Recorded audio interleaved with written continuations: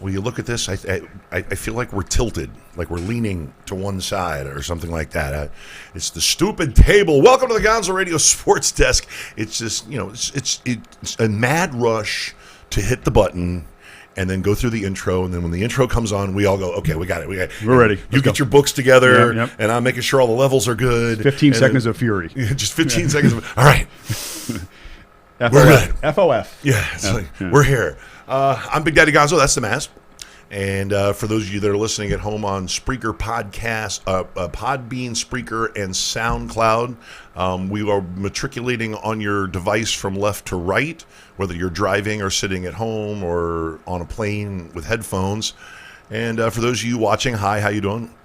Psst, we're waving at the camera. Oh, hello, nice people. Yeah, I'm waiting for the say hello to the nice people. Say hello to the nice people. Hello, nice people. We this multi-format, multi-platform thing is kind of cool because we can bring the power to the people, and the power to the people is to be able to conveniently hear us jibber jabber wherever they are. So, okay, Accessibility. you got me. Yeah, ease of. Yeah. You have to let them know. So we do have a lot to unpack because we are a weekly sports show. Thinly veiled, a thinly disguised fantasy football show as a sports desk show. But there are actual sports to talk about because there's been some death. Hate to bring down the room, guys. Yeah. But there have been some significant deaths, including the latest this week. This morning, Cliff Branch, Hall of Fame wide receiver for the Oakland Raiders. Yeah. 3 Super Bowls. The Raider dude's been. great. I think he was like almost the MVP of one of them. Yeah. And an all-time Raider great, dead at the age of 71.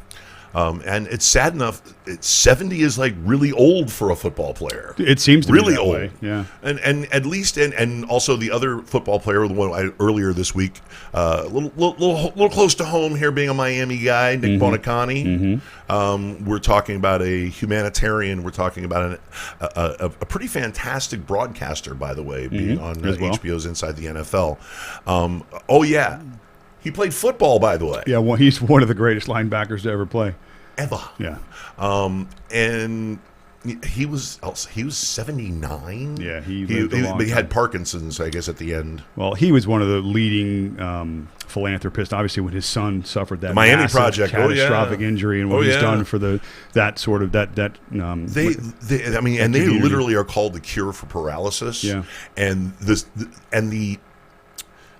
the progress that their research and the money that they have raised for that research, not only in surgical research but also in therapeutic research, also it hasn't ended paralysis, but it has really put a dent in it, like hardcore. I mean, catastrophic injuries that would have crippled you for life. Right. Now you could pretty much lead a full and active life. Yeah, I mean, with some limitations, of course. Right. It's not like you know, whatever. But obviously, what you were up against years prior, and then now with all the research and technology and the great doctors and the you're work not and going to such. go back to playing college football. Sorry. Yeah, but you're going to have a productive life, which Right. is what all of us want anyway. At the end. And healthy lifestyle. He was awesome. His son Mike was awesome.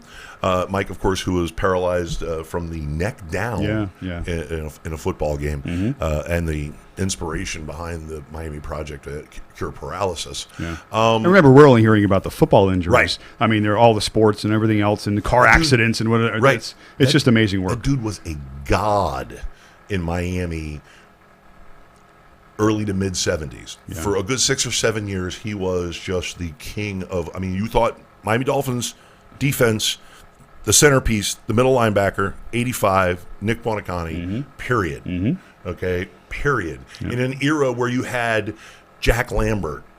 Oh, the Steelers are the great, yeah. Okay, well, Lambert was an outside linebacker. Okay, Bonacani's the middle linebacker. Anybody else? You know, I mean, you Yeah. can plug and play guys throughout the 70s, but that was the guy. He would be on the all team. Yeah. For sure. Yeah. For sure. A combination of brains, anticipation, burst speed, only 5'10", 215 pounds, 220 pounds. The game was different, clearly. Oh, yeah. Well, I mean, of course. you're only comparing, and we've had this argument Right. across all the sports. The physicality, the physical. The physical Greatest of all time Yeah. is his contributions when he played. Yeah.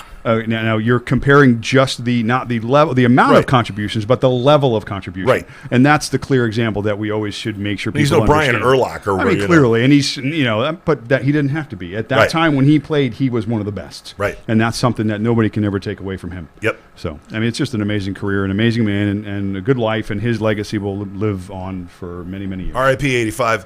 And outside of the world of, shall we call it conventional sports, competitive sports, I'm using a lot of air quotes here. Air quotes. I'm using a lot of air quotes today. Harley Race, who can widely be considered one of the goats of professional wrestling. Yes. Okay, he passed away also at the age of, I believe, 79, which is ancient for a professional wrestler. I would think the mortality rate for wrestlers is far less than even the football players. Huge. Yeah, and part of that was lifestyle and other factors, but there's abuse there too, physical abuse. A lot of it, especially in his day, a great portion of his career, you were pretty much an independent contractor talent. Mm-hmm. Okay, you worked with various territories, companies. You had agreements with me. You had short-term contracts, real short. But if you were the champ, the NWA, the National Wrestling Alliance, was pretty much the franchisee of the various territories, either by states or areas, regions of the country, okay, which are basically promoters who controlled all the halls and TV deals in that area.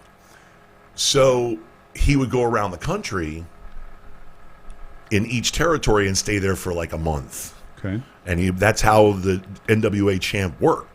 And he filled halls, and he was mostly the bad guy. Mm-hmm. But every once in a while, he got to be a neutral guy who, was up against the top heel in a territory or something like that. But he was almost always the heel, and just amazing. The best mutton chop sideburns in the history of. I mean, it's Wolverine from the comic books.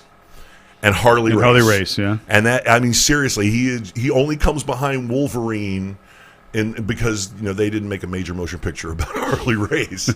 But it could be coming on Lifetime though at some point now. Harley was so hardcore old school. Okay, and once again, in the old days, the champ was the guy that was representing the company, the NWA. Right. Okay, but you still had these territories where everybody thought that they were their own little Vince McMahon. And they could, try to fuck around the fucking company representative. The champ had to put down a $25,000 deposit for the belt, okay, so that they wouldn't go to another territory and just give up the belt. Mm-hmm. They maintained their control. He had to ask, okay, well, here's what they want me to do on the finish. Well, they created a value, right? Right. Or and so because the NWA didn't trust the independent owners, so the territory owners. But also, Harley carried around a gun in his luggage, traveling the United States, whether by car, plane, train, bus, automobile. It's generally by car. He carried around, I believe, don't quote me, it was a 45, and he carried it around in his suitcase. And that was the first thing you saw when he set his bag down, opened up his suitcase, and there's a 45 sitting right on the fucking top. Or he's got the belt in the bag, and then he takes the belt off the bag, and there's the 45 right there on top of his clothes. Going, not only can I fight, but I will fucking shoot you. It's a wild west mentality. Old school. Yeah. So rest in peace. He was a great influence to a lot of pro wrestlers who are now considered to be elite in the field, or legends in the field, or guys who have gone on to have great careers. He has been a great influence to. He's earned their respect. Yeah, well, and you know what's really funny? I was glad to see him get the run in the WWF that he did as King Harley Race, which he did. He had a nice little run there for a while. Okay, we're talking about a guy who busted his ass, who worked hurt, who worked sick, who worked through holidays, driving millions of miles, okay? And quite frankly, he didn't make as much money in that 20 years before he got into the WWE than in the 5 years that he spent in there. I'm sure. I mean, and his legacy moves on. But okay, I could jibber jabber about him all day. But speaking of goats, there's a birthday. There is a birthday. We're done bringing the room down, Right. Okay, and it's a birthday of somebody who I love to hate, Yes. But see, I'm going to change this whole name. and he's name called going. the GOAT. No, which is I call him the Bird.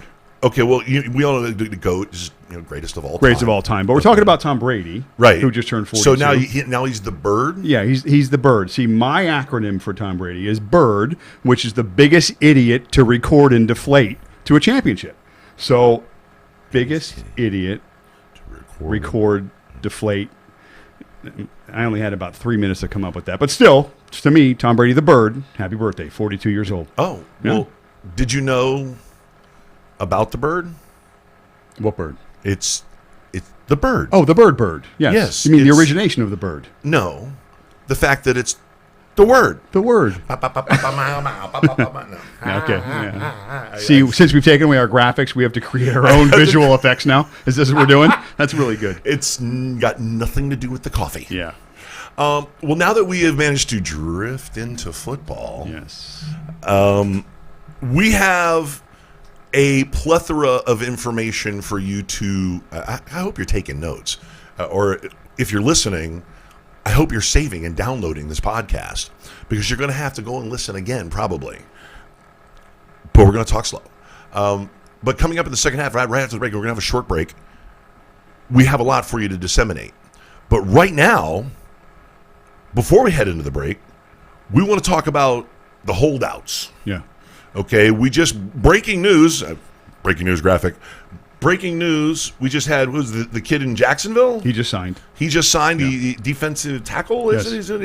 Yeah. Is with some ND and A lot of consonants in the last name. So yes. But he's good. yeah, he signed. He's good. But the bigger names. That news just broke so short of a time ago. We didn't even have a chance to take the notes down. So sorry. Our focus is going to be on players that we know are going to impact a lot of you guys out there. Two of them. And there's 2 first-round potential picks in fantasy this year that are going to be, to this point right now, where would you take them? Okay, first one you're talking about, maybe Melvin Gordon. That's ugly. Melvin's my boy. I had Melvin last year. Melvin is the reason why I won a few games. He went out and won a couple of games for me. So Listening to a lot of the experts coming into last year, they weren't very high on Gordon. His yards per carry were nothing spectacular. He's not typically a big running back. They questioned his workload, the injuries. Last year clearly was a breakout season. right. Well, one of the big reasons and one of the big emphasis is that he is not known to be a between the tackles runner. Okay, but when he bounces outside and he gets that edge, he's hard to stop. And then he's got a killer cutback. And he's not a small guy, so you got to hit him. He's explosive. He's not a typically big guy either. He's not your ground and pound type guy. No. But what we're going to be showing coming up, especially in the next couple of 210, weeks, 215. is the NFL's changing. Okay, Right. It's not 3 yards in a cloud of dust anymore. You know, Right. teams are getting into the sabermetrics we talked about. I'm going to show certain numbers later on. Spoiler, don't go crazy. Yeah, basically, we're going to be just showing that the league is graduating towards more passing and passing on first downs. Right, we'll The save efficiency numbers are up. that, though. Yeah, Save for that. sure. But I'm just alluding That's to the second half. in terms of where Gordon is. Right. His production, his value is not between the tackles, like you said. It's going to his explosiveness, his ability to catch the football. But they have guys that can support him that aren't playing right now. That played last year in spots that were good. Austin Eckler has clearly shown that he's viable. I think he's the next Philip Lindsay. 39 catches last year, and he averaged, I think, about 5.2 yards per carry in some limited action. They went out and drafted guys. They got Brandon Bolden from Mississippi they drafted, I think, last year also. They've got Nick Brissett, the kid from LSU. These are all running backs on their team. Right. I'm sorry. I'm talking about the Patriots now. I'm going back to the Patriots. I jumped my ship. I got so excited to talk about the Patriots. Here's the thing about part of my job is to keep him reeled in. Just stop. Go Chargers. All right. Anyway. I was like, who the hell are you talking about? I We're know, supposed to talk about Justin Jackson. I was so behind him. excited to get to my Sony Michel breakdown. But anyway, I got off track. Gordon, the contract issue is huge. And my argument is that I don't think they even need him, honestly. No. I mean, that's where he's got horrible leverage. Yeah, obviously right now. Yeah. That's the reason why his poor agent is just like, trade request. Well, what's your offer? Yeah. Here's our counter offer. Our counter offer is fuck you. Yeah. A trade request. Mom. I mean, it's like, They're losing. It's because you have no leverage. Yeah, position of strength in those You situations have no is huge. leverage. I mean, okay, and now speaking of somebody else who really has no leverage is Ezekiel Elliott. Yeah. He has none.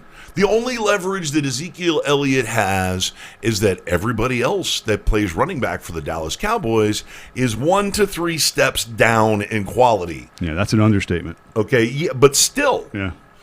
you're seeing teams win Super Bowls with Sony Michel Yes, balance. Or- yeah. and 3 other running backs. Balance, yeah. I mean, there's like 9 running backs from the Patriots that have a Super Bowl ring last year because they cycle them in and out. The offenses are being created specifically for throwing the football now. So Mm-hmm. clearly you're going to see running backs and a multitude of them that with good hands. Almost receiver swing types. passes, screens, You're gonna jet see, sweeps. You're going to see certain running backs this year lined up in the slot. Why? Because of efficiency and to be able to throw the football to running backs in the slot, guys with good hands. Kenyon Drake, Mismatches, all that stuff, and that's all going to play out this year. Devontae Freeman. There's a lot of them. All these guys that are 6 feet tall, 210 pounds, can run a 4.4 40, and you got to hit them. Yeah. they're not Tariq Cohen. Okay, they're not 175 pounds like Tariq Cohen, Mm-hmm. but even Tariq Cohen, that little mighty mouse, he can take a pop. He can. He can bounce. Remember, these guys are not playing every snap. Right. So when they're on the field, it's 110% every time. Go back, rest for 10 minutes, come back in certain situations, and boom, give it 100% again. The Dolphins have a guy in Jakeem Grant. Yeah, so they have guys that Another are mighty mouse. that are specifically set up for certain roles within the offense that maximizes their potential, and teams are finally getting it. So, yeah, good stuff. One thing I do want to mention about the Gordon thing, though, I think, and Gordon, and also obviously Elliott, is I think that Elliott. I think the Cowboys are probably going to look at that situation a little bit differently in the sense that I think he'll sign. Okay, I think Jerry's going to make him a nice offer. I think if you had to pick of which of the two Right. are going to kind of drag out further than we're going to feel comfortable with, I don't think it's going to be Elliott. Because I think that dynamic they have, especially getting Cooper last year and how good Dak was with Cooper and Zeke on the field, I just think that they really want to get that done. Well, here's what Jerry Jones' thinking is. And it wouldn't surprise me if he had a meeting with the agents of all 3 of those top-tier players. Right. Okay, his big 3. If he called everybody come to my office, I want to talk to y'all for a second. Bring your clients with you, too. Bring their wives, bring the kids, bring everybody. Let me talk to you for a second. Here is the pool of money that I am going to have to spend on you 3 players for the next 5 years. Okay, for the next 5 years. And what I need in those 5 years with you 3 guys together, we can win 2, 3, maybe even all 5 years. We can win the Super Bowl. We can't do it without you. Okay, he is going to introduce some sort of a communication between the 3 parties. Well, remember, Amari already came out and said that he's willing to play out the year and Right. restructure next year. Right. So I think you're right. I think they are. He's putting the It's pieces already in there. place. It's Yeah. already let us remember that Dak Prescott was a 5th-round draft choice. Fourth round? Fourth round draft choice. Fourth round draft Fourth choice. I believe, Okay. Yeah, so he's getting 4th round money. Right. Yeah, which is I think about $600,000 a year. And he beat out a crippled Tony Romo, his now offensive coordinator. The guy who is his offensive coordinator, Kellen Moore, is now his offensive coordinator. And that was the guy he beat out for the starting job for the Cowboys 2 years ago. So I think Dak has to have a little semblance of reality to the fact that he's going to get elite tier money, but I don't think he's going to get Aaron Rodgers money. I don't think he's going to get to that point. He's not going to get that. He's going to come up underneath Aaron Rodgers. I think what it is too, and this is my personal opinion about the running back position, is I think everybody clearly knows that that's one of the least. I want to say how this. Most disposable. Exactly. Well, part of it is because of injuries. Part Right. of it is because of the abuse they take. Their longevity in the league is the least out of any of the positions. There is a glut of talent. With the strength of the NFL in terms of how they structured these contracts, they now have introduced these rookie contracts, so Yeah. they're somewhat bound money wise for the first couple of years. It was a stroke of evil genius. Well, again, I mean, the NFL, that's why the NFL is the shield. That's why they're the biggest and the baddest and the strongest on the block, because they run the show. But these running backs, in their minds, they're thinking, listen, I got a very short life expectancy. I got to get as much money as I possibly can. Yeah. And that's why you're seeing all these holdouts. Le'Veon Bell misses a year last Yeah. year. Now you got Elliott. Now you got Gordon. I mean, this is what's happening, is because in their minds, short window, make as much as I can. Can you really blame them in that aspect? But again, too, if you sign on a dotted line and you're upheld to the contract, there's arguments on both sides to be made. Well, listen, you go back to, and now let's take, I like to go historically. Let's take you back to Terrell Davis, who had a prolific 7-year career. Dominant. Six plus. Yeah, dominant. Yeah, but dominant. Yeah. Won 2 Super Bowls. Mm-hmm. Was a big reason why. Yeah. And it's also a big reason why he was a second ballot Hall of Famer or first. Not sure, but in But the he Hall of made Fame, it- I think he was first. I think he Right. was the first ballot. Yeah. But he had a very, very small body of work. He had a very, but in that 6 full seasons before he got hurt, like his last season, he couldn't come back, all that, he typifies that short window, that short career for a running back. And he put it all on the table. I mean, not everybody can be Tony Dorsett and be active for 11 seasons. But you know what? I think the trends have gone that way. I think it was Dorsett and those sorts of running backs in the 70s and 80s that played forever, it seemed Right. like. And then you had guys like TD that were dominant for his stretch that played 7 to 8 years of great football. 7. Now you've got running backs that you see are 2, 3 years of great football for. So you can clearly, I mean, these guys aren't stupid. They look back. They know. Well- you can clearly see that the trend is that the position is getting more versatile. So it's becoming less dependent upon Right. one guy. And then 2, longevity.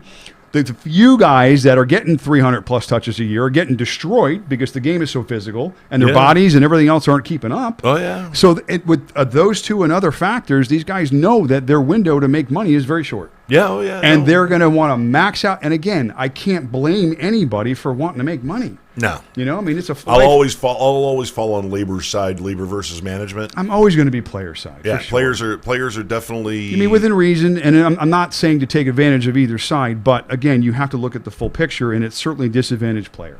Because the players are the ones that are out there exposing themselves, the ones that are out there putting their bodies and stuff on the line, that are having to deal with these things way past their careers. Remember, just a quick CTE, man. these kids that are at the NFL level and now that have been in the league for however many years, just NFL players in general, to get to that point, the sacrifice that you had to make, more than likely you've been playing football since you were 3, okay? High school, right. in college, you didn't have a job. You weren't Football able. was it. It's a lifetime commitment that Yeah. they had to make, which means that they weren't allowed to do the other things that all of us were able to do, which is focus primarily on education and then maybe in some sort of job, families, relationships, all these other sacrifices. The American dream. I mean, but again, and people are going to say, well, this is what you sign up for. I get it. But in every profession, doctors, lawyers, we all have our trials and tribulations. And I don't see anybody on the top of a hill saying that this guy can't make this much money just because he does a particular thing. Yeah. You're committed to something in your life. You should be entitled to make as much money as somebody's willing Sure. to pay you.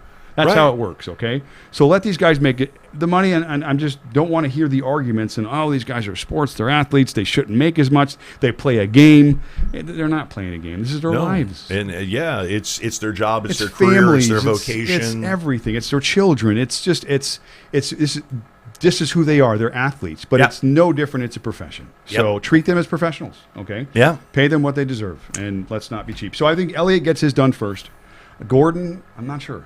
And how it affects us in our drafts, it's day to day. I mean, right now he's got to be knocked down on all the draft boards. Well, with Melvin Gordon, I think that's the reason why his representatives have kind of gone nuts with tweets and everything, demanding a trade, not demanding a trade, demanding be the top paid guy in the league. Yeah. Got me choked up. So his leverage is kind of gone. So the only thing I'm going to see is either capitulation by the player to come back and finish out his contract, Yeah. or he gets traded, or we go to Le'Veon Bell route. And I think Le'Veon was actually wise. He got 2 max contracts because they kept franchising him. So he made a whole lot of money before he decided, I'm not coming back. I'll take the year off. I'll take the year off and I'll heal and I'll train because for the first 5 years that I was in the league, I touched the ball 350 times a year. The only issue I have from that perspective financially in terms of saying Le'Veon Bell made the right or wrong decision is I'm going to fall, and certainly financially he made the wrong decision, I feel. Sure. Now, his ego told him, stand out, they hurt me, they did this, Ben was this, whatever. I don't care about any of that stuff. But strictly financial, he walked away from, I think it was going to be a $14 million franchise tag. Right. Which means he doesn't they did have... that 2 years in a row with him. But again, whatever they did prior, he was okay year one, he was okay year two, year three. He said, I'm done, I'm not taking the tag. Yeah. But here's what he walked away from. He walked away from $14 million of guaranteed money because he would have, at least if he played game one, they would have had to pay him for the contract. Now, whatever money he decides to make moving forward, the same thing can happen. He can play game one, he can get hurt, and not finish the rest of his contract. So he cost himself at least, worst case, 1 year's worth of money, which is the year he didn't play. So, but is it worth the wear and tear? it's money he would have had in the bank. Well, so, you were just talking about risk reward. But it was money he would have had in the bank. It's difficult to walk away from those sorts of numbers, in my opinion, at that position. Now, if he was a receiver and guaranteed himself 5 more years of income, or maybe 7 or 8 or whatever it is, then I'd say, okay, offensive lineman, punter, okay, you want to sit out a year, you got a few bucks in the bank, you want to wait till things happen for you. I don't think running backs, especially a guy like that who's had so many touches. The Steelers drove him into the ground. Right. 400 plus touches. Well, here, listen. Okay, history's not on his side. I understand, but with being franchise tagged 2 years in a row before that, he's already got almost $30 million in the bank. Okay. So what does he care if he wants to get paid what he feels he's worth? He gets to take a year off to heal up. Okay, and believe me, I'm sure that was invaluable because now for the next 3 years, the Jets can run him into the ground. Okay, so now he's going to be out on year 8 in 3 years. Right. Okay, season 8. Okay, in 3 years, in 3 seasons, towards the end of his contract. He knows this contract is his window to try to carry a team to a championship. Okay, he knows this. He knows he's got a second-year quarterback that's due to make the jump. He knows he's got a strong offensive line. He knows he's got a young defense. They just went and added C.J. Mosley to it, making him the highest-paid middle linebacker in the league. No, he fell into a great spot because, he fell into again, a great spot. Rookie quarterback contract, and they've got some money to spend, so they gave it to Bell. They did upgrade the offensive line, and they did make the defense better. That's all great, and it's 100%, and I'm on board with that. Right. But when he decided to hold out, he didn't know any of that. Okay, he fell into that and got very lucky in that sense, in my opinion. When you walk away from $14 million, and when you're saying he's got money in the bank, you know that that's not the case. Now, I don't know his spending habits, but I know that he's a me guy, and if these guys are making $12 million a year, after the agents, after the taxes, and after their lifestyles, I guarantee you he ain't got that money in the bank. So looking ahead, knowing that these guys are playing such in a short window and time span that they can generate those sorts of dollars, it's a bad decision to walk away from. It's a lot of money. $14 million. It's a lot of money. Not to say all the other stuff that he dealt with. Now, again, I'm not bashing Bell, and I'm sure he didn't make a decision in a day. I'm sure him and his agents and his people mulled over this the entire season. Right, but risk reward is you're going to take a year off of the game. Okay, you just got run into the ground for 4 years. Okay, the team jumped on your back and you carried them for 4 years, 350 touches a year. Right. Okay, absolute workhorse. And you can already, you feel your body being mangled. You feel the wear and tear. So you take the risk of taking the year off, getting paid what you feel like you're going to be worth once you take this year off. Once you land the job you don't have. Out of Pittsburgh. Right. Okay? He's been talking smack about, I'm going to have 500 touches, and he's apologizing to fantasy football players. Forget that. You give him 280 touches. You make sure you maximize his use, and you keep him around for 4 solid years, 5 solid years. Don't take him over the 300 touch threshold. You better start to. And Gase is a guy who knows how to meter his players' usages. See, I'm counting on him getting more because I like him in fantasy this Really? year. Yeah, Oh, I it's think dumb. No, see, but here's the thing. It's Remember though, He's also one of the best pass catching running backs. Yeah. as Oh, no. well. He won. Listen, So he he can wants still- 350 touches. So he can still catch 70 balls Right. and 40 of those run out of bounds, not make contact. Right. Or control the fact that you may not get contact till second tier, which are guys that are 220 and 230 and not 320-pound offensive linemen running between the tackles. They're not going to use him like that. But I still think they want to put the ball in his hands because he's clearly the best playmaker on that team. Well, let me ask you a question. Who is the best between the tackles rusher in the NFL? Who is better than Le'Veon Bell at that? Well, again, but he's a patient runner. His That's what I'm style saying. is not contact. Again, pound and ground type style. Right. It's not fullback line up behind and an I formation plow through the line. No, it's weight, it's dodge, it's move. It's balance and size because he is a big dude. He's a sizable running back for the fact of the way he can move. His agility is Right. off the charts. But he's not a contact guy. He's not looking for contact. He's Not not looking really. to drive the pile and get the extra yard. Right. He's looking to shift and move and dive and spin and not make contact. And I think that's part of that. But you he can- does run through arm tackles. He's a strong running Very back. strong. But remember, the arm tackles he's breaking are in the secondary. They're Right. Not, once he's gotten second tier, that's where he's certainly going to be at his best because he does have the strength and the shiftability to be able to elude tackles or break tackles. He reminds me of Eric Dickerson a lot. I mean, I'm listen. I understand the philosophy, but I'm pro Bell this year in terms of just the fact that I think he's going to exceed no, value. you're talking to a fellow fan right here, even though he plays for the stinking New York Yeah, Jets. I know. So that's emotion. We're going to have to pull that aside. Yeah, I know. Because If there's a I pick Patriot him- guy I like this year too, which is hurting me badly. Well, spoiler alert. Well, Spoiler alert. of any if of I get a them. chance to draft him in the first round, I will. Interesting. Spoiler alert. Okay. And we're going to be in 3 leagues together. Okay. Spoiler alert. All right. There you go. Okay, if I get a chance to draft him in the first round, I mean, my personal ranking, okay, he is the 3rd best running back on the board. I'd be hard to argue, just because of the fact Overall. of the guys that, or at least one of the guys that you would have put above him isn't signed, Elliott. Yeah. Okay. Gordon. So some people would clearly put Gordon above him. Some people would. Not Nah, everybody. not I'm me. not. You're not. Yeah. Some people would, based upon the fact of what Gordon did last year. Yeah. And again, everybody's pro Charger, and I get it. Rivers broke down last year. He's 100 years old. Okay, as good as he's been, he's the gunslinger, and I get all that. But just numbers, guys. The 3 quarterbacks that are considered still one of the better quarterbacks in football, Breeze, Brady, Rivers, the old guys, the gunslingers, What? their numbers in the second half last year all dropped dramatically. Okay, Yeah. and it's to me, it's That's why pretty they needed their running backs. clear why you can draw that parallel. I mean, it's tough to do anything at 42 and 43 and 41 and all this stuff and be at that sort of level. But anyway, that's Can you another imagine topic. if you were as old as we were? So Bell, to me, you're right, 3rd, 4th potentially. Oh, I mean, for sure. I think he's a guy that you can clearly take a chance on and feel comfortable that he'll exceed value because you may in some drafts get him on the turn.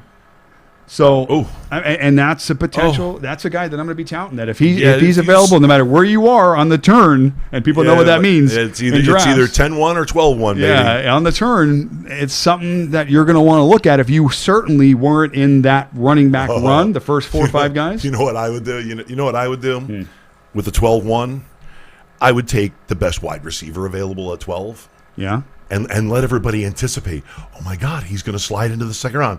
And for those of you who thought that Le'Veon Bell would never slide to the second round with the first pick in the second round, Le'Veon Bell, running back New York Jets. And yes, I'll take a Jet. Yeah. If you were 12 and you would get a top tier wide receiver at that, because again, He's good for 2,200 yards total.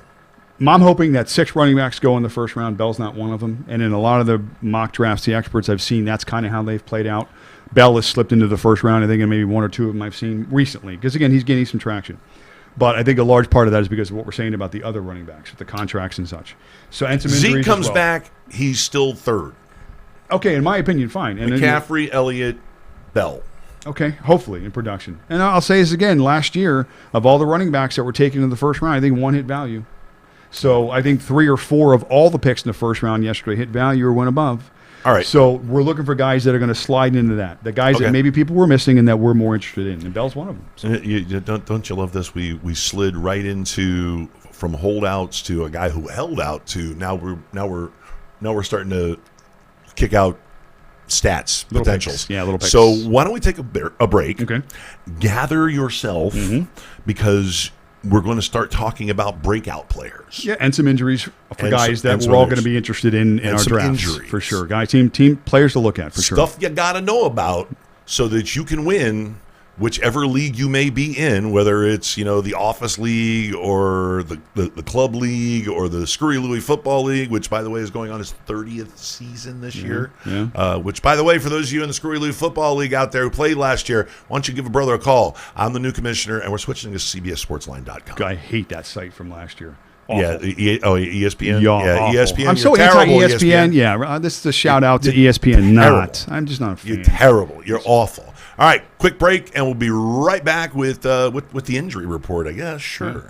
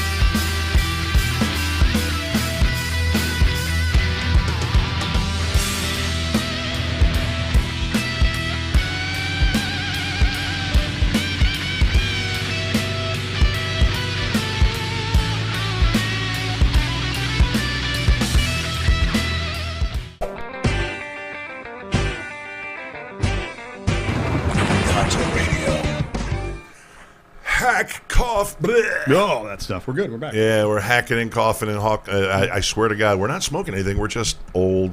Very. We're just hacking up a piece of lung. It happens when you turn 90. Welcome back to the Gonzo Radio Sports Desk, where we will try not to die before the end of the show, because we have some very important information. I mean, it's critical. Yeah. We have a slew of course, you do have a slew of injuries that happen once you start training camp, because you get the everyday wear and tear, and it's like, well, whose body's going to break down first? Yeah. And you're bumping into each other, and you put the pads on, and you're bumping into each other really hard. At first it starts with the helmets and shells, and you're okay, don't hit me, stop. And then you put the pads on, but then you got to put the red shirts on the quarterbacks, otherwise they'll get killed. Yeah. So they're dropping like flies now a little bit. Antonio Brown has yet to get involved. Got a foot injury, I think, is it? Yeah, they say it's the lower body injury. Well, I just read foot, but yeah, that'd be Is lower it foot? body. Yeah, foot. Something he's going to go see a foot specialist. I said it's the clap. Yeah, it could be. The clap? Yeah. Well, if it's foot, toenail fungus, I don't know, ingrown toenail. athlete's foot, Maybe. stubbed his toe on the coffee table. I don't know. Maybe he needs to go to Walmart and get those insoles. Those inserts, what are they called? They're called Dr. orthotics. Scholl's? Dr. Scholl's. Orthotics. Shout out to Dr. Scholl. Yeah, orthotics. Okay. Would you actually go and step on one of those orthotic machines with your bare feet? That's just disgusting. I put socks on. You have to keep socks on. I'd put paper towels down. I would. Come on. You know the masks that you see everybody wearing, mostly Asians, Right. that are out there. Oh. I'd put one of the masks down there. I would wear one. I'd wear a mask though. Yeah. I would. I'd put masks on my feet and step on. They seem to work. Yeah, but I mean, it's to me, it's kind of like that guy you see at the gym who loves to take a shower after every workout, and he's putting his suit back on, and he's walking around wearing nothing but a towel and no shower slippers or no shoes or anything, just walking around barefoot. I'm like, Oh, Gross. Oh, dude. Gross. Speaking of that grossness, I saw something real quick about people sleeping on an airplane. You see the screenshot of that? They were like wearing close to nothing, shoes off, like shorts, T-shirts, a man and a woman. He was laying across all 3 seats, and he put her on the floor. She was laying on the floor. Her feet were in the aisle, Humans. and it was a screenshot, and they took a picture of it. They were both sleeping. Why they were allowed to do that, I don't know. But clearly, gross. This is the reason why aliens won't talk to us. This is the reason why aliens do not anal probe us because they think they can get the most information from our butts. Aliens anal probe us because it's what they think we deserve. It's like, oh, look at you living in the backwater swamps of the galaxy of the universe, and oh, you like that, don't you? You freaky weirdo, you know. So That's awkward. I'm going to stay over here. have we gotten off topic? Whoa, are we off topic? But that's okay, though. That's what we do. Injury report. Watch us come right back. Okay. They're just players that we're watching that are going to be on somebody's teams this year. These are quarterbacks. We'll start with these Area guys. 51. I'm looking at you. Go ahead. Guys that were hurt last year that were looking to make comebacks this year. Huge comebacks this year. Jimmy Garoppolo. Yeah. All the hype last year was how good San Oh. Francisco was going to be, and that guy got hurt week 1. And you were like, oh, man. No, wait. It was week 5. Well, to me, it was week 1 Right, it because of was- the hype, and everybody was waiting for the Niners and it's just The second coming of Montana, the second coming of Steve Young. tore ACL, obviously out for the entire year. Progressing Running out of nicely, bounds. they say. He Tannehilled it. Great coach, great offensive line. Curious yeah. to see how they're going to do this year. Well, they went, 6-10 last year? They exceeded expectations without. They had that one Garoppolo. kid who was a nobody. He was like the fourth string. He was Yeah, like the fourth string quarterback. They were almost like the Cardinals last year with injuries. They were suffering all year Right. long. They were in the top 5, I think. In And terms they of brought total in injuries. they brought in like a JV high school quarterback coach who was had some NFL experience. Yeah. And Interesting to see how they do this year. Tough division, but interesting to see how Garoppolo does. Surely that's a guy you're going to watch. Now, again, we can't predict what he's going to do this year. You're going based on what expectations are. But look at the key elements that I'm going to keep pushing home is strength of the offensive line, running back situations to see where they are in terms of stability.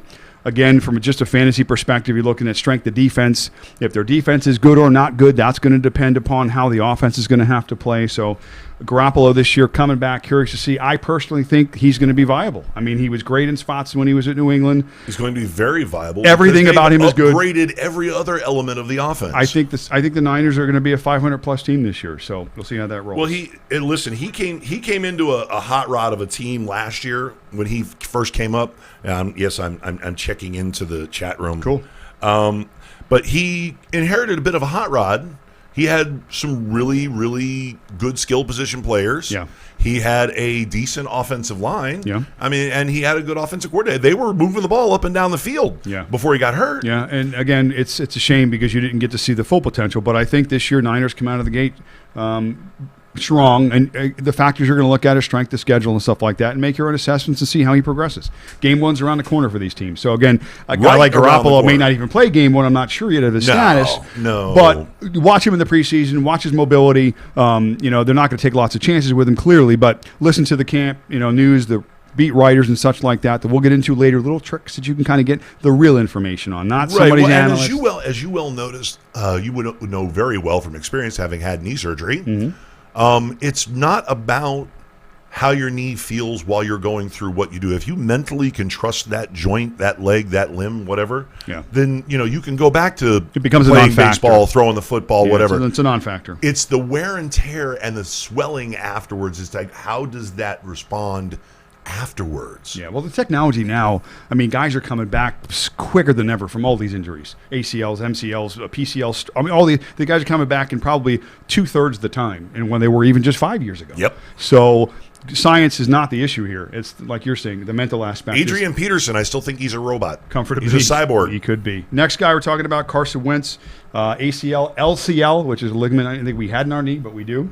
Right. It's the lateral something like that. It's one of the ones I didn't tear yet. I've torn the others, I just haven't torn that one yet. You'll get to it.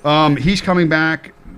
Again, what's going to happen there? But this is a guy that has had a history of some injuries, and that's potential. And if you're into that type of stuff and you think that a player's past performance of injuries is something that may follow him through, I mean, the Eagles right now, I've read many of things where they're saying that they have the #1 receiving core, and they're expected to be one of the top 1 or 2 teams in the NFC.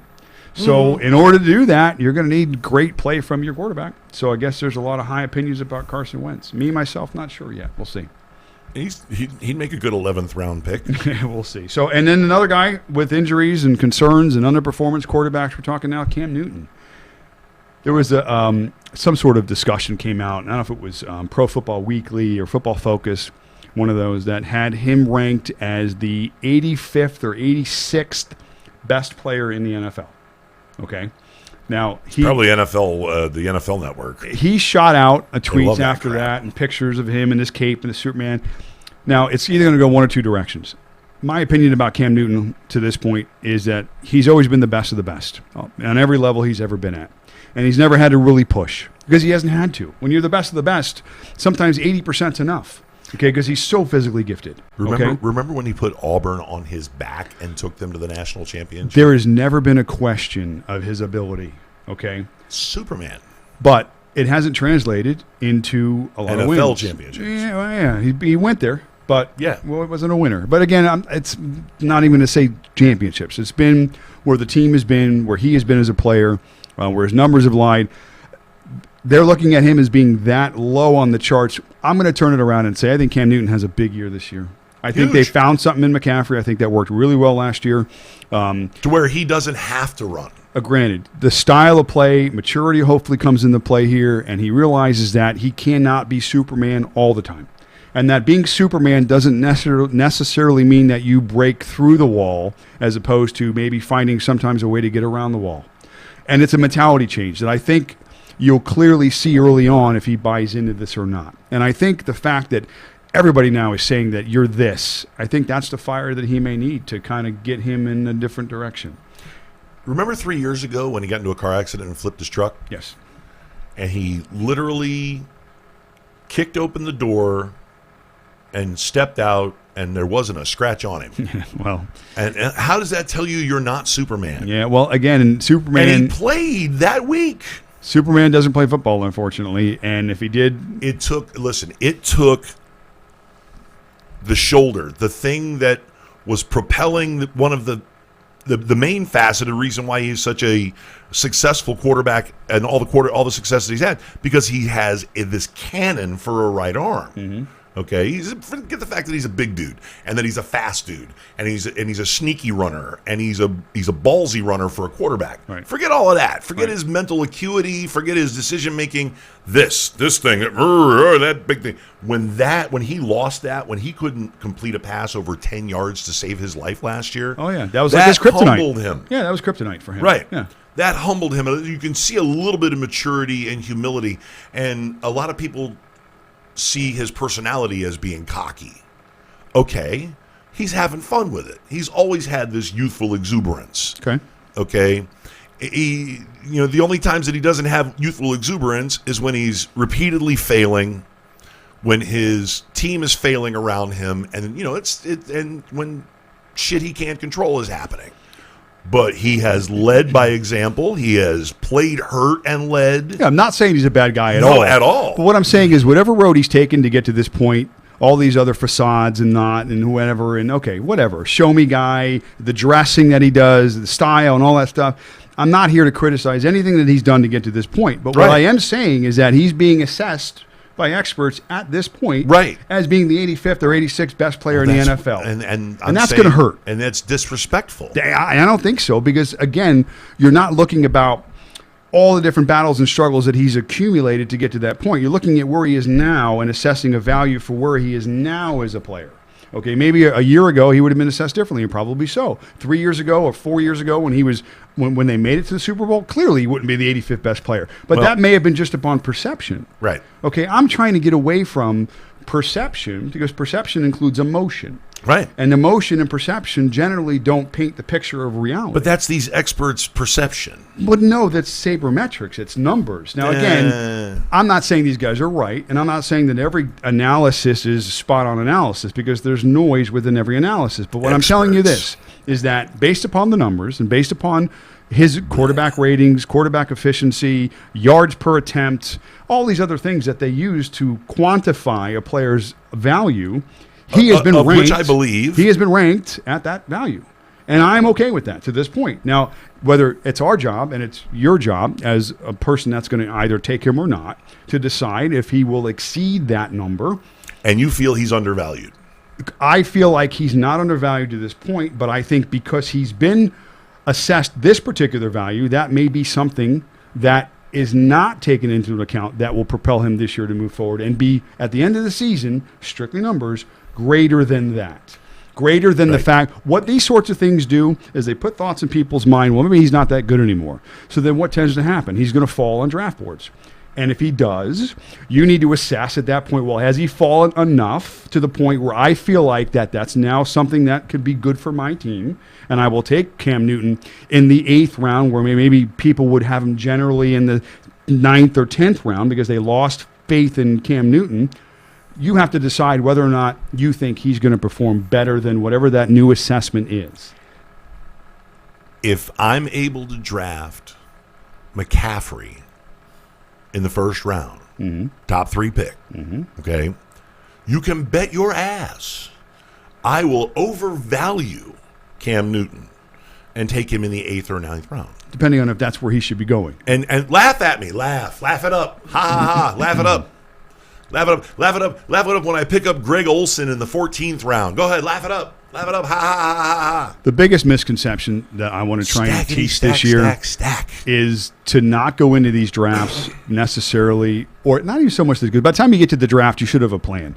Go into the preparation for your draft. Not in our leagues, though. In our leagues, we don't want any of you guys to have any plans. Just go in. Yeah, free bird. Set the top 100 ranking with whatever CBS Sports line does. Just set it up like that. Go Lockham Fora. Lockham Fora seems to have a really nice top 100. Go to Publix and buy the one remaining fantasy book that they have on the shelf, because there used to be 30 of them. Yeah. But now you can go on the internet and get your information. But yeah, stop on the way and get your book. The bottom line is go into the preparation for your draft without the emotion like we talk about, and without the preconceived thought of who he was or who you think he is. Get into the numbers, listen to what we're telling you, understand systems, understand how things work, understand the direction of the NFL. Understand the athlete, too. And understand the situation that the athlete is in. And again, it goes back to, like I mentioned earlier, create your boxes. Check your boxes positive, check your boxes negative. You check enough positive boxes, that guy in your mind's got value, and then you assess in terms of once things play out within the draft, where you could take that player. Not so much, again, what you said about wanting a keen guy, I'm going to get him in this round, get him in this round. Things are changing all the time. It's in the draft. They're dynamic. Players go in with certain ideas, and certainly whatever plan you've developed, you may not stick to your plan, have somewhat of a backup plan. My plan is no plan necessarily in terms of who I'm taking where. It's following the draft, following the trends, understanding where you have your particular players at certain values, and then taking those players within those spots. That's where you build. That's the plan. That should be the plan going into the drafts. Not a predetermined plan of this guy in this round, because you don't know if that guy's going to be even available. You don't know if you may have gotten a player at that particular position in an earlier round at a better value. Yeah, listen, one thing that I like to do, I don't know about anybody else, but I've been doing this for 20 years, where once I played the first 6 or 7 years completely, football, I mean, we used to drink and, it's just crazy at the drafts. And I would end up with a pretty decent team. But once I got into the nuances, the one thing that I like to do is draft by position need, position priority. Okay? So if I go into the 8th round and I've got 3 running backs and 3 wide receivers and a tight end, okay, you've got to take a quarterback.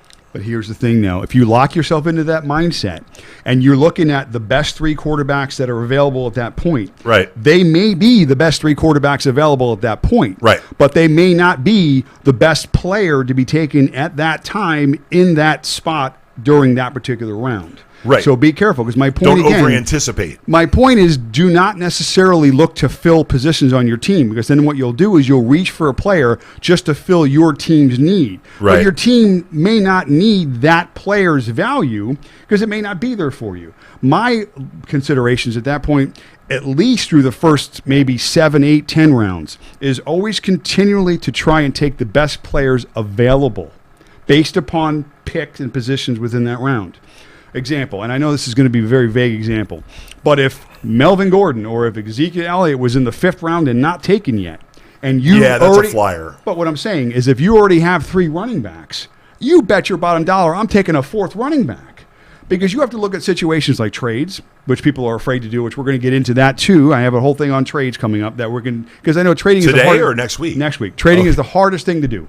And that's because people are afraid to trade. But I'm going to give you little tricks and stuff to get into owners' We minds. didn't talk about trades yet, man. We're going to get into that. So, We have to have a production meeting over this, you know. straight fantasy now. Uh-huh. Just don't get locked into a mindset of locking in your team's roster to fill out your sheet, 3 running backs, 2 receivers, a kicker, because that's when you tend to overreach for players based upon what you think that you need to fill out your roster. The object of that, listen, trades, fantasy, the waiver wires, all these things are available for you throughout the season to get players. Right, and I fill your understand this. roster Okay, well, spots. the only other alternative to that would be that if you evaluate the players, let's say you have your rankings, and you have your metric for that ranking. Right. Okay, which I guess some of us go by projected fantasy points.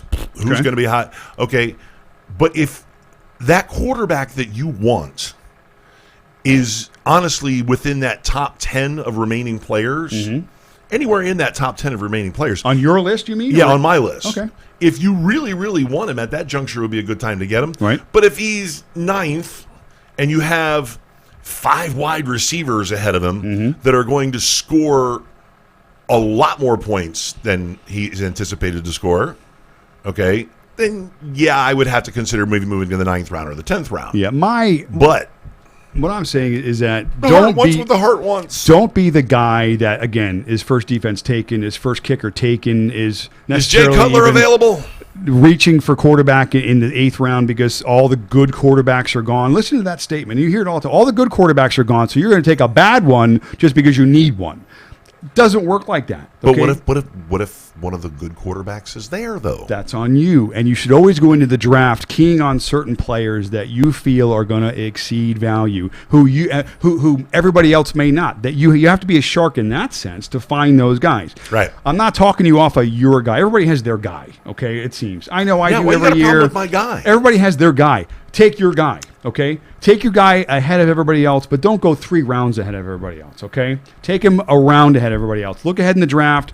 Be smart during the draft and realize that maybe the teams ahead of you coming back in a particular round, 6 of the 8 teams already have their quarterbacks. So you realistically, you're thinking, well, you know what? There's a good chance he's probably going to be there maybe on the next round. So Is Newton really a reach at 8? honestly, I don't have enough information for round breakdown at this point. I haven't gotten into the depth of the drafts. I've done some mocks. I'm sorry, I've gone too far for you. Well, because I want to be, I don't want to say that he's not going to give you 8th round production. Right. All I'm saying is that when you rank your quarterbacks, understand that you're going to have your guy, perhaps guys you're going to want. Just don't overreach, okay? Right. Don't get caught in the quarterback run. Okay, worst case, your guy gets taken, which you know is going to happen. You're sitting there and you're waiting. You're like, oh, I'm going to get Cam Newton. There's Oh, going I'm to be gonna a get lot this of guy. cursing involved. And then the guy in front of you, that son of a bitch, takes him. And you're like, oh, what do I do now? Well, you know what? You don't get the next quarterback on your list. No, that's a no. Because more than likely you spent That's all an your overreaction. preparation loving Cam Newton and then just throwing a second guy in there okay, well, he was pretty good. Let me take him. He doesn't have the bye week of my whatever, and then boom, you reach for a quarterback. Every pick I make, even up to the 14th and or in some leagues 15th round, has a backup player. You got to be prepared. You got to have 2 or 3 other options in case, that chalk asshole that just picks the next best ranked guy on the whatever, the website tells him to. Like, well, that. Okay, I got the next guy. I've got a contingency plan. There's no problem. And by the way, for those of you out there that are wondering how come we don't just like spit everything out all at the same time, well, first of all, we're about an hour into it, almost an hour into it. We've given you a lot of information. We've told you, we've given you a lot of insight.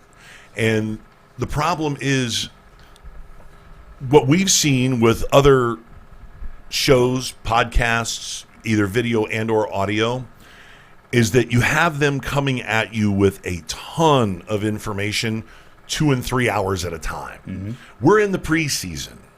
This is our preseason the same way it is your preseason, the same way it is the NFL's preseason. Okay? And one thing that you cannot be expected to know is the entire goddamn playbook week 2.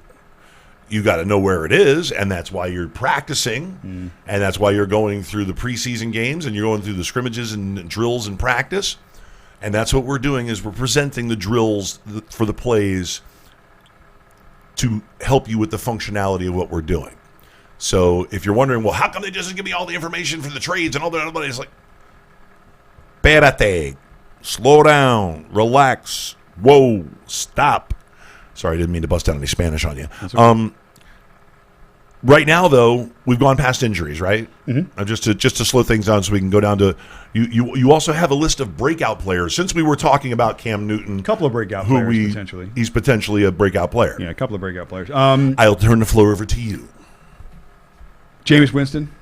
I don't know how you feel about that. A lot of guys. I believe in his coach. I believe in his coach, too. I believe in his quarterback coach. Yeah, he's one of the guys that, again, is going to be he's considered maybe a second or even third tier quarterback in most scenarios. Up until about the middle of the season. That would be a guy that I would be looking at to under the radar quarterbacks taken. He's a guy that I think you can feel comfortable this year taking him in the later rounds, wherever those later rounds fall. He's clearly not going to be one of the top quarterbacks taken. There's just too much risk. Round. He's not your big name guy. He's coming back from injury. They've got good receivers. They've got a good offensive line. You mentioned the coach. I think it's another guy that's hungry, that's going through maybe a maturity phase, that's going to take another step this year. I think if you look at with Mike Evans. I think if you look at, and I'm just going to read the numbers to you again. This is just straight analysis from last year. He's been a top 12 scoring quarterback in 9 of his last 16 regular season starts. He finished quarterback 11 rating in points per game. Now, obviously, those are the games he played when he wasn't injured. In terms of his completion rate, it was at 65%. And his passing yardage per game was 272. All these numbers rose from the previous years. So when you look at Winston, your connotation for him is negative, negative, negative. Tampa Bay, team's not good. He's progressed forward despite all the adversity. Right. So when you look at guys like that, you're trying to find guys that, well, okay, look at the circumstances in which they were in and then assess what performance they were able to put out. And if a guy puts out big numbers and big stats in environments that aren't really conducive to doing so, there's got to be talent and value there. So I think he's a guy we're going to watch moving forward. Well, he's always been a ball of talent. Yeah. Okay, always. I mean, of course, as a young man in his early 20s, he has maturity issues, but that went back to when he was a teenager, before when he was playing in high school. Right. And, of course, he had his issues when he was at FSU with the pilfering of seafood and the standing on top of a table in a lunchroom and spouting racist and sexist nonsense. Yeah, there was a stealing incident. Life ain't nothing but bitches and money or some shit like that. We all do stupid shit. An idiot 19-year-old and also somewhat entitled because, I don't know, have you ever been to Tallahassee? I went to U of F, so there were some okay. trips. Well, okay. In Gainesville, they treat the football players like kings. You know what? And some people are sick of their shit. He's a monster. He's huge physically. He's imposing. He's almost a big Cam dude. Newton-esque. A similar story where a guy was probably always the biggest, the strongest, the fastest, the best. And he's got the similar mojo. Can pick a team up on his back and carry him. 65% completion percentage. That's good. That's pretty good. But here's another thing we talked about, the coaching. But he throws too many interceptions. We talked about Bruce Arians. Oh, not, but it's Bruce Arians, obviously. Yeah, of course. Bruce Arians is awesome. Some of the things about Chris Godwin, which is a breakout receiver on the team as well. But one of the other reasons why I think he's going to be so good is that his yards per attempt were in the top 10. And he's always been that way. So he's not a guy afraid to throw the ball downfield. Mike Evans, man. And we've talked about this too, about defenses and about you're looking to take offensive players on teams with horrible defenses. The Tampa Bay defense is about as porous as you can get. They had the worst secondary last year in football. Now, if they take DBs. If they take a small step forward, they're still going to be really bad. So teams with bad defenses force teams with offenses to have to score points. And you got a coach that's going to be throwing the football and a quarterback and a receiver that can throw and catch the football. I think Jameis is a guy that we're going to look for in drafts this year that's going to take a huge step forward this year. I think he's a guy we can target late in rounds that is going to far exceed expectations. He's got Deshaun Jackson. Pro Jameis Winston. So this year. Okay, more guys. I mentioned Chris Godwin, obviously a beast. Yep. This is something that's amazing. He was only on the field last year for about 60% of their snaps. But yet, at 60% of the snaps, still averaged 12.2 fantasy points per game, full PPR. Yeah, So, I know. I had him on my rosters Okay. every once in a couple of different. you know what that leagues. tells me? When the guy's on the field, he competes, and the guy produces. So what you're looking for at the end is eventually target share, look at the team, see where their weapons are, see who you think is going to get what. And if you feel that Godwin's going to be on the field more, you would clearly assess that his production is going to increase. And he no longer has Deshaun Jackson. So so Godwin has averaged 7.7 targets, 72 receiving yards, and 14.9 per game. That's actually, I'm sorry, it was 12.2, but it's actually 14.9 points per game for fantasy. well- huge numbers. Guy, huge big play production. Everything points forward for that guy. New coach, good quarterback, and a guy that can catch the football. And with Deshaun Jackson gone, Yeah. he was the guy who took the tops off of defenses. There's- Now it's going to be up to Godwin to gonna take be- the tops off of defenses. He'll get some more deep looks for sure. At least I'm Yeah. gonna go. He's going to get 2.5 more catches average per game. Mm-hmm. 2.5. Okay, I mean that averages out to a whole lot of catches over the season. We talked about in terms of not so much your production but opportunity, and you alluded to it with one of the key players being gone. You would imagine that some of the opportunity share is going to roll his way, and if he does, clearly production will match that. And that's 40 more catches. good for fantasy. Yeah, 40 more catches. hard to say, but I know it's going to increase, and I think he's a guy that You maybe sabermetric that into your book. 40 yeah. more catches All right, I'll write along it with his down. rates, his Yeah, production it's rates. huge. It's That's going to huge. be monstrous. another receiver, MVS Marcus Valdez Scantling. A hyphen. We got a hyphen guy. Only because it's easier to say MVS, I think, than the whole name. So let's Yes. go MVS from now on. Hyphen is annoying. This is something that's incredible. You know, the other guy on the other side, Devontae Adams, we talked about leading in terms of total red zone attempts. Yeah. Throwing his way, 25 was the number last year. Yeah. This is what Scantling Stud. did. Averaged 3.3 yards of separation per route, which is 8th best in football. He's a big dude. Which is better than the guy on the other side of the field. Now, not a better receiver, but better separation. And if you incorporate better separation with a quarterback who's known to have the best accuracy in the league, Especially on back shoulder throws. the guy's open, he's getting the ball. Yep. So, 18th ranked last year in yards after the catch in all of football, 5.7 yards after the catch. That's significant. Here's what we're talking about. Guy that can get separation, guy that can run after he catches the football, and he's got a quarterback throwing to him. That's probably one of the most accurate in football. So, How many catches did he have last year? MVS, I don't have the numbers in front of me last year. How about target rate? I don't have target rate yet. That's in here, but we haven't gotten Both to will it. rise. They'll increase easily. So here's a guy that's on. And again, it makes sense with a team that's got one of the best receivers on the other side, potentially drawing those double teams. Right. You got a big threat on the other side of the field. Yep. And all the numbers point he's going to be moving forward. No this Randall year. Cobb. So put him on your list. One more, Christian Kirk, receiver for the Cardinals. Oh, yeah. Built for that offense now. Texas A&M prodigy, obviously. Just a beast. 22 catches last year for 203 yards and 2 touchdowns in the 3 games that where Murray attempted 20 or more passes. Right. Okay, what they're thinking. Okay, whatever. Here's a guy that is a red zone target as well. He led all receivers in market share per game at 20%, which means he's getting looks. He's not a smurf. He's a sizable guy. He's a big athlete. You want when a rookie quarterback coming in, you're going to want some comfort. So you're going to watch in camp this year how they mesh, how they gel, read some information on these It's going to be a guys. very interesting preseason. Yeah, if it seems like these guys are working well together, Christian Kirk's going to be a guy you're going to want to put in your radar. So, Right. Well, and a lot was made, a big deal was made about how Kyler Murray already knew the offense. Yeah. He already understood the offense. Well, the same can be said for Christian Kirk. Yeah, guy's been there obviously and was productive. And he had 2 years of it, a starter, 2 years of it at A&M. Yeah. Okay, the same air raid, split wide open run RPO offense. Oh yeah. Yeah. I am excited to see if that works out. I really am. Spread the ball around, and that guy he's a beast. Physically strong, fast, can Right, catch and anything. it's nothing that I mean. They had a pathetic offensive line last year, pathetic, and they put a couple of band-aids on it. They brought some people in. They got some people coming back from injury. Arizona last year had the highest percentage of injury rate minutes of any team in football. Yeah, Highest, They had clearly. one guy. They had one guy who I guess he was their starting right guard. He ended up playing 3 different positions on that offensive line before I'm sure. eventually he got hurt. I'm sure. Yeah, I mean, and they So- lost it at all the positions. The beauty part about an RPO is that it doesn't really take a lot of finesse from the offensive line. All they have to do is drive block or trap block. That's all they do. Pull a guy around or drive. That pull, drive. Because that's what sells the run. That's what sells the run potential. That's what sells the run. Okay, so you don't have to get fancy with your offensive line. All the fanciness comes from the little dude in the back with the football, and the guy next to him, David Johnson, and then all of these guys, including 74-year-old Larry Fitzgerald, Who just keeps still producing. who, he throws the walker away when he comes on the field. He trots out, but Larry's staying, and he may play forever now. It's possible. Yeah. And he's a guy, we're talking about a guy who is going to be that young quarterback's best friend. Oh, for sure. Okay, a big wide receiver in the slot who Yeah. knows where the open area in the defense is going to be. Yeah, the knowledge And he's going to help there. provide is going to Yeah. be huge. Yeah, not just on the field, but I mean, on the field, granted, yeah, he's still going to be a security blanket at times, but off the field, in the meetings, in the locker room, at he's- dinner, yeah.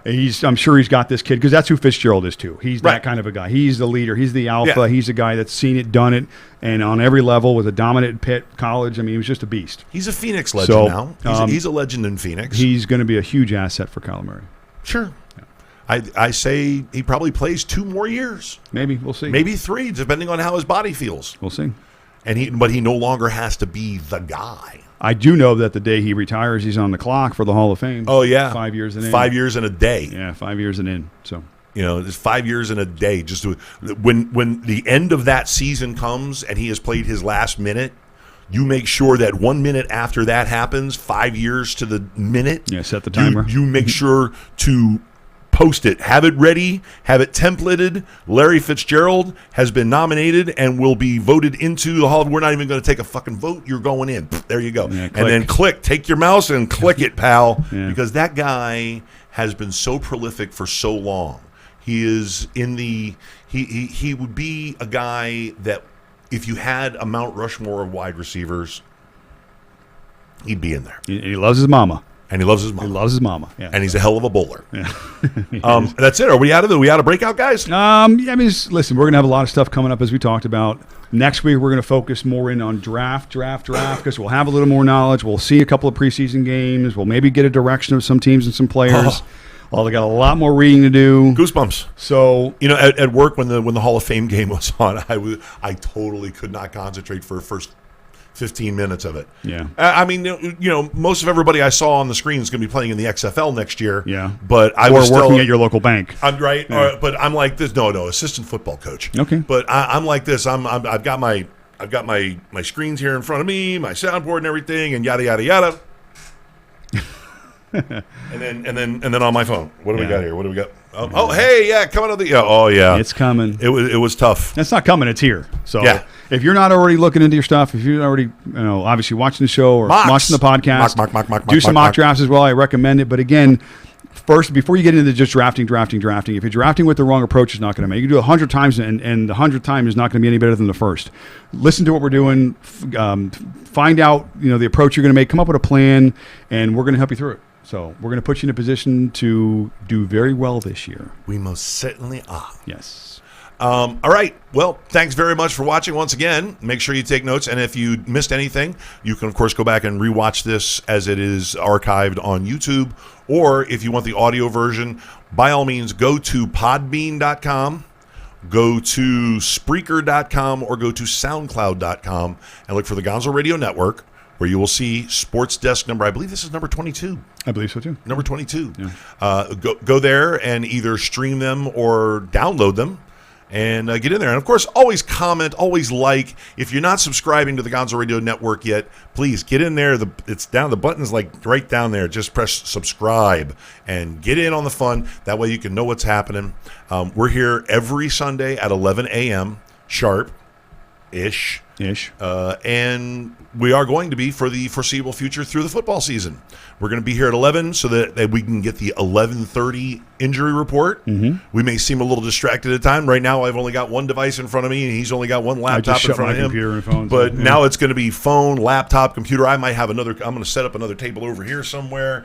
We're going to have all kinds of crap going on. I may even put a TV in here and run like the NFL's NFL Network.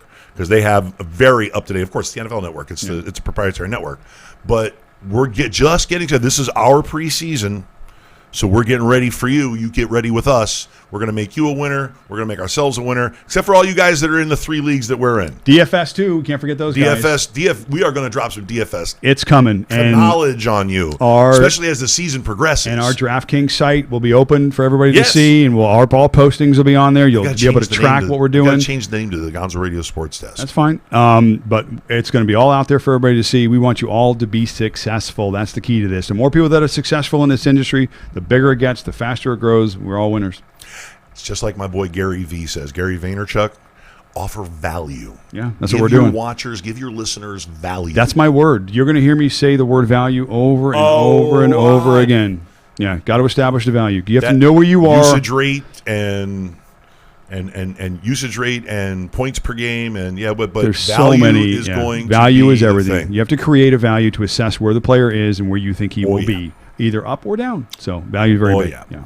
And for those of you, few of you who are watching that are wondering where the hell the Gonzo Radio show has been, well, I was a little under the weather the last couple of weeks, and my guest was a little under the weather last week, so that led to us taking an unplanned hiatus. But the plan is now Michael J., a DJ and entrepreneur and business manager, both in the adult and the comedy business. Well, he will be joining me tomorrow night at 8 p.m. here on the Gonzo Radio Network for the Gonzo Radio Show. In case you were wondering, there will be a show tomorrow night, which will also be podcasted onto Spreaker, Podbean, and SoundCloud. Spreaker, You get it? Spreaker. Podbean. It's like speaker with an R in there. Spreaker. Podbean. It's actually it's a big format. It's crazy. We're just getting started on all that. The GonzoRadioNetwork.com. The website is almost ready. Right, Brad? Right. And, you've been updated on everything. I'm Big Daddy Gonzo. That's the Maz. Maz, say goodbye to the nice people. See ya, nice people.